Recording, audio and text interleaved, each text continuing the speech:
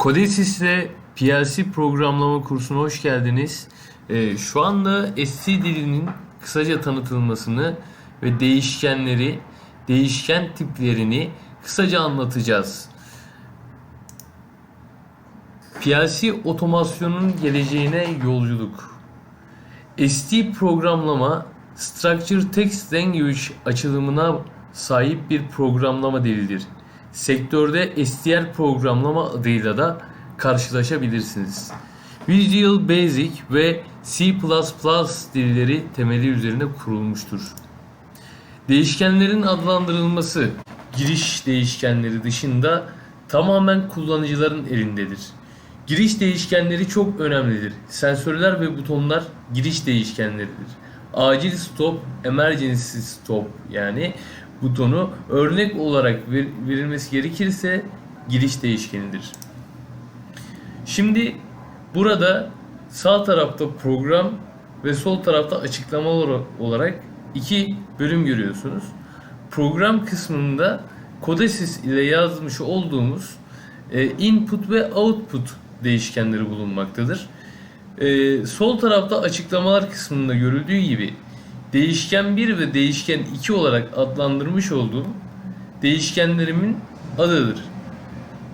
Et ile gösterilen kısım ise bu değişkenin nerede olduğunu gösteren, aslında İngilizce'de de şurada, burada şeklinde da edatını taşıyan bizim belirtecimiz. Burada gördüğünüz gibi yüzde işareti kullanılıp input yazılmış, yani buraya input denmiş ve x yazılıp bunun 0'da bulunduğunu göstermiş, yani konumunu belirtmiş. Aynı zamanda sağ tarafta gördüğünüz gibi iki nokta üst üste koyup bool diyerek iki noktalı virgül ile kapatarak değişkenin tipini de belirtmiş olduk. Şimdi bir sonraki videoda farklı değişken tiplerini nasıl belirttiğimizi göreceğiz.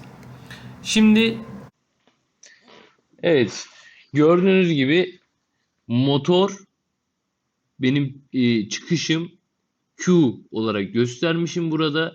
Başına gene yüzde işareti input'taki gibi koymuşum. X demişim ve 0.0 PLC'de output'ta şu çıkışta olduğunu, 0.0 çıkışının da olduğunu, da demekti biliyorsunuz ki İngilizce'de. Zaten İngilizce üzerinden kurulan diller bunlar. O yüzden etin da olduğunu bileceğiz.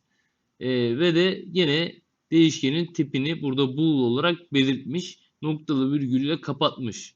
Gördüğünüz gibi de tipini belirtmek için de iki nokta üst üste kullanılmış. Ve de gördüğünüz gibi Valve'inkini de 0.1'de olarak belirlemiş. Input'takinin tıpatıp aynı olacak şekilde burada değişkenlerimizi, output'larımızı belirtmiş olduk aşağıda. Örnek vermek gerekirse yanda gördüğünüz gibi değişken tiplerini, yani burada mesela start, motor, reset, timer 01, counter 01 gibi değişkenler belirlenmiş. Bunun üçü bool değişkeni olarak, yani true ve false veren değişkenler olarak belirlemiş ve gördüğünüz gibi yanında false eşittir false demiş. Bu false'tan true'ya dönecek anlamına gelir. İlk önce false, yani başlangıçta false olacak anlamını taşıyor. Reset'te de aynı şekilde false olacak şeklinde tanıtılmış. Yalnız motorda herhangi bir bilgi verilmemiş. Çünkü motor start'a göre hareket edecek. Aynı zamanda burada timer 01 ve counter 01'i görüyoruz. Timer'da ton değişkeni kullanılmış. Bizim kullanmış olduğumuz ST programlama dilinde 3 farklı zaman tipinden birisi tondur. Aynı zamanda counter 01 değişkeni verilmiş. Counter 01'de ise CTU tipi verilmiş. Bunlar tabi fonksiyon blokları. Fonksiyon blokları kısmında bunları detaylı bir şekilde öğreneceğiz.